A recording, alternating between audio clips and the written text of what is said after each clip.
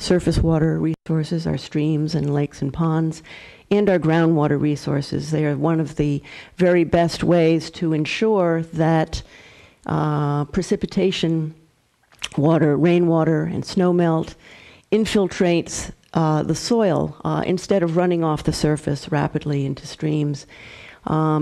It's this infiltration of the soil, the recharge of our groundwater that helps not only to, of course, provide drinking water for the human community, but also to help maintain the base flows of streams throughout the year, but especially during the drought periods.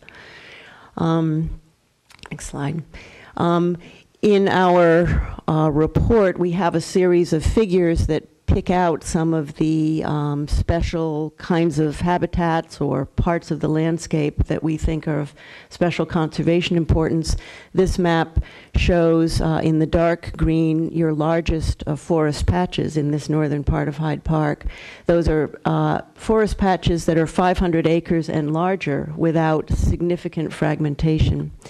And then the next darkest green are the forest patches of between 100 and 500 acres and so forth. These are, you still have, as you can see, some very large areas of forest remaining, and we would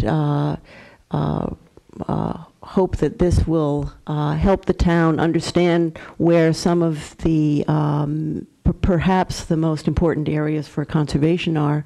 Not that all of these areas need to be or are likely to be conserved, but you would want to think about keeping new land development around the edges of these areas instead of putting new development deep into the middle of these large forested areas. Crest, ledges, and talus are three kinds of rocky habitats that are extremely common, certainly in our study area, but in fact throughout most of Hyde Park. These are, in most cases, the bedrock is various kinds of sandstone and shales, which are somewhat calcareous here in Hyde Park and in neighboring regions. Calcareous meaning calcium-rich.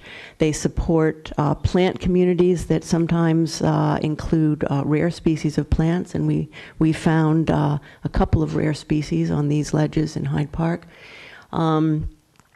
These also can be very important places for certain amphibian species.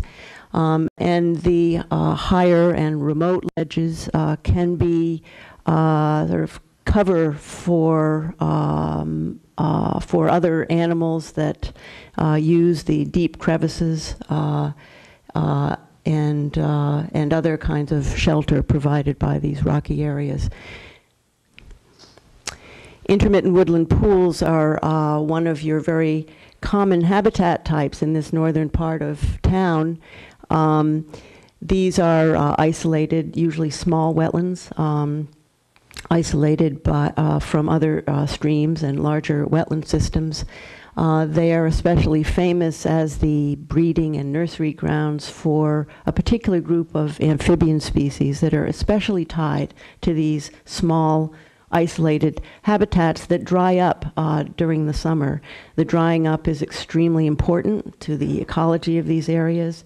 It ensures that... You're just a little too close to the mic, just a few more inches. Okay, thank you. It ensures that these habitats are free of fish. Fish are very serious predators on the eggs and young of these amphibians.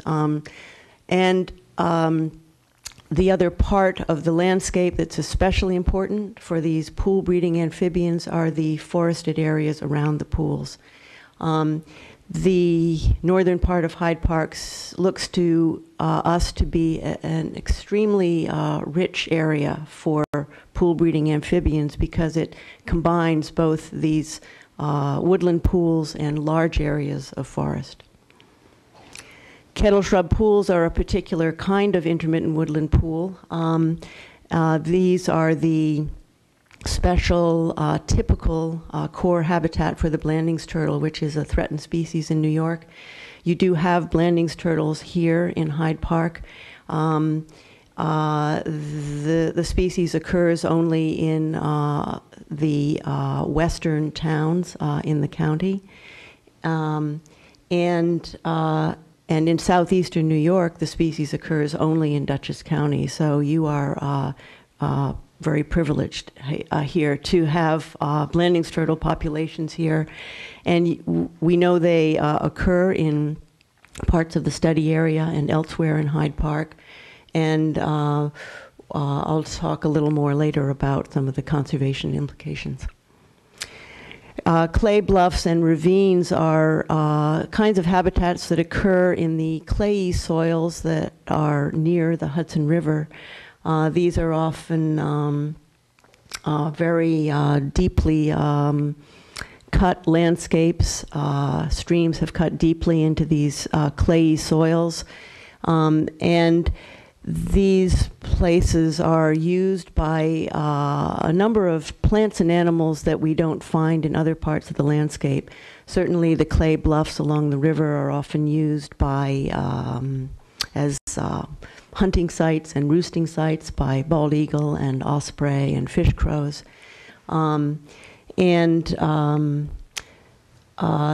These areas are, most of them are forested, but in the meadow areas on the tops of the bluffs, you sometimes have another special habitat that we call wet clay meadows, which in which we found a number of rare plants and a globally rare invertebrate called a clam shrimp.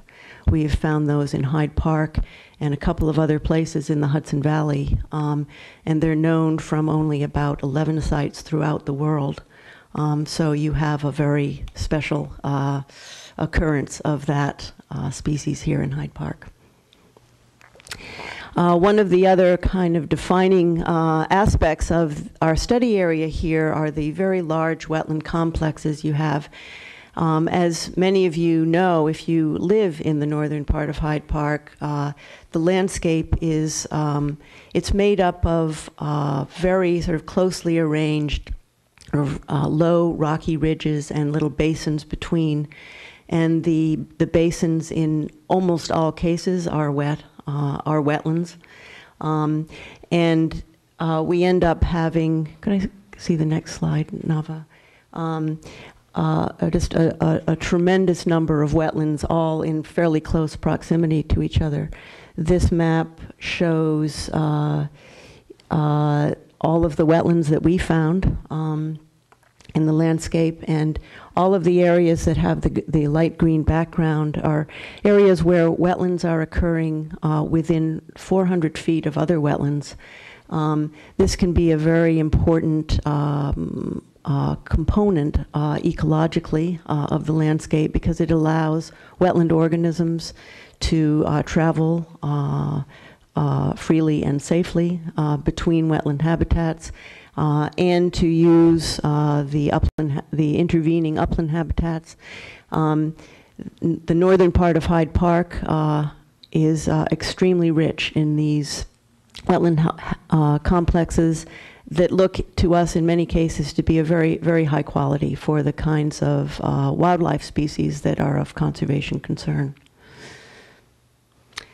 This is just a close-up of a part of the map, and we recognize that this is a lot to look at, and most of you, and in fact even us, have a hard time making much sense of this.